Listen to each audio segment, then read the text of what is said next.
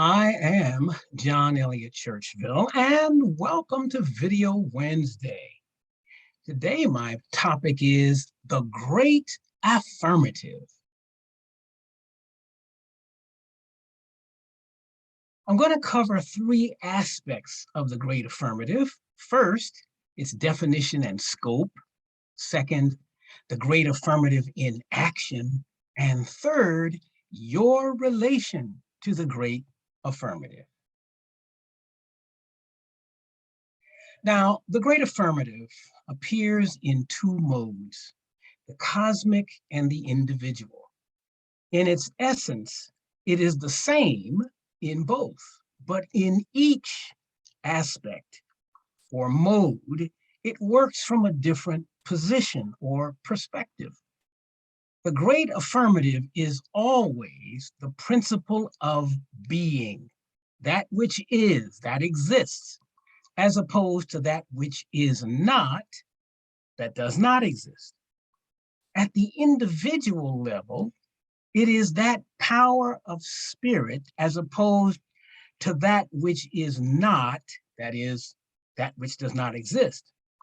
But in order to understand that which is, you must grasp the significance of that which is not.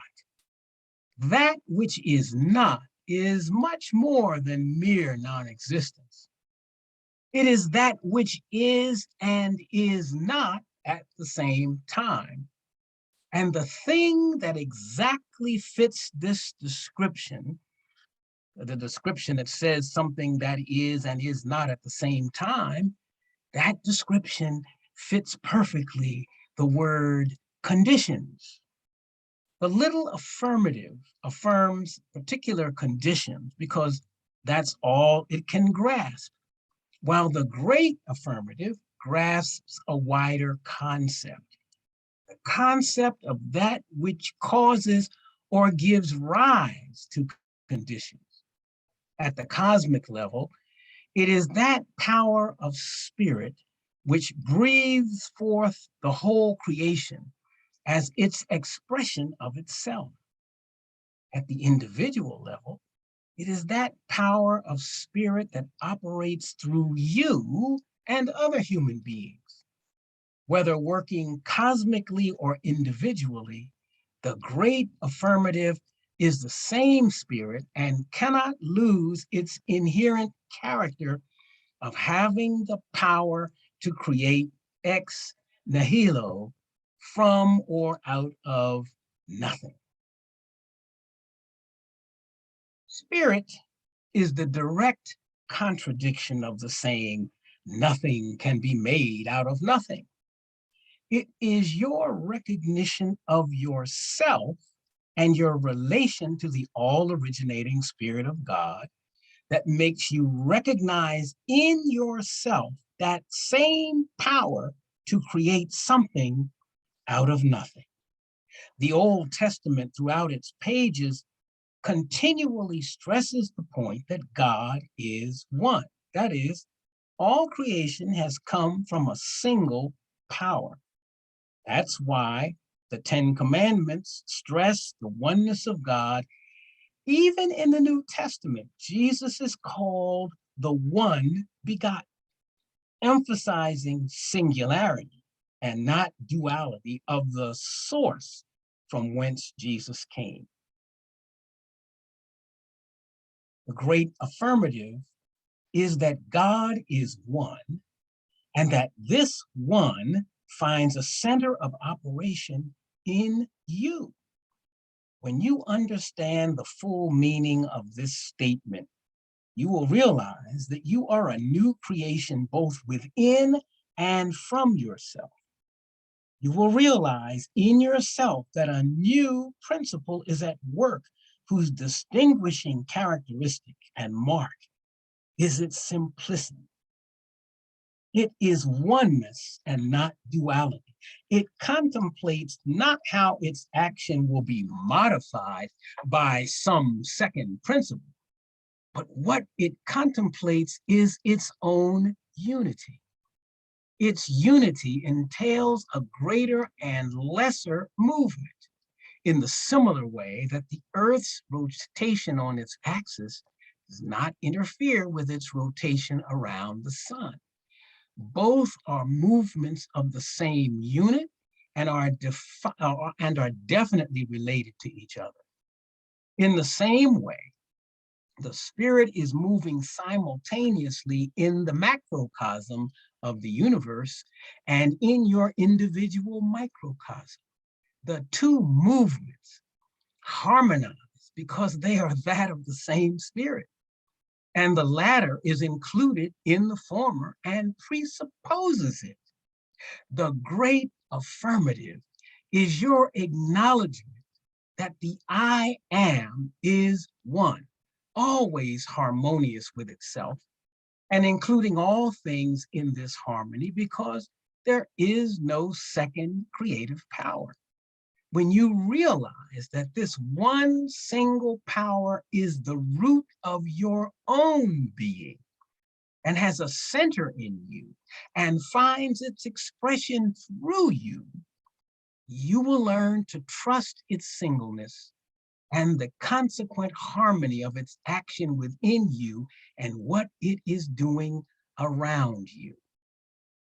Then you will fully comprehend Jesus' affirmation, I and the Father are one, as a necessary deduction from a correct understanding of the fundamental principles of being.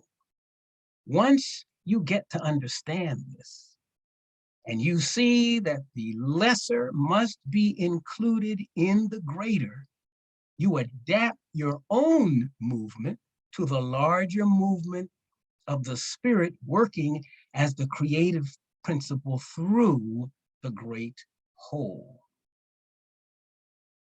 When you recognize the singleness of the spirit as the starting point of all things, you will make every effort to train your mind to reject all arguments derived from external conditions, whether past or present, and to focus it on the forward movement of the spirit. You'll be able to do this because you know it to be the same spirit in the universe and in you. Because of what you know, you will stop trying to dictate to the spirit and instead reverence it as the supreme intelligence. You will not grovel before the supreme spirit in doubt and fear because you know you are one with it.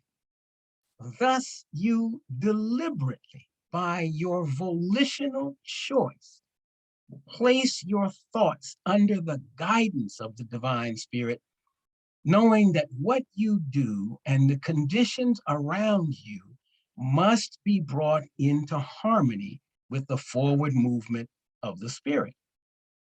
Now, I've been emphasizing what you will know for yourself because it is your knowledge of this truth that will set you free and keep you in freedom. Now, at the same time, you must never deny the power of your own thought to be the creative agent in your own personal world. However, because you know this, you will desire even more to be guided by that wisdom that can see what you cannot see. This you will do with confidence, and it will give you great self-confidence to control the conditions of your life so you can increase and develop it to its fullest potential. In this way, your affirmation of the I am ceases to be the petulant assertion of your limited personality.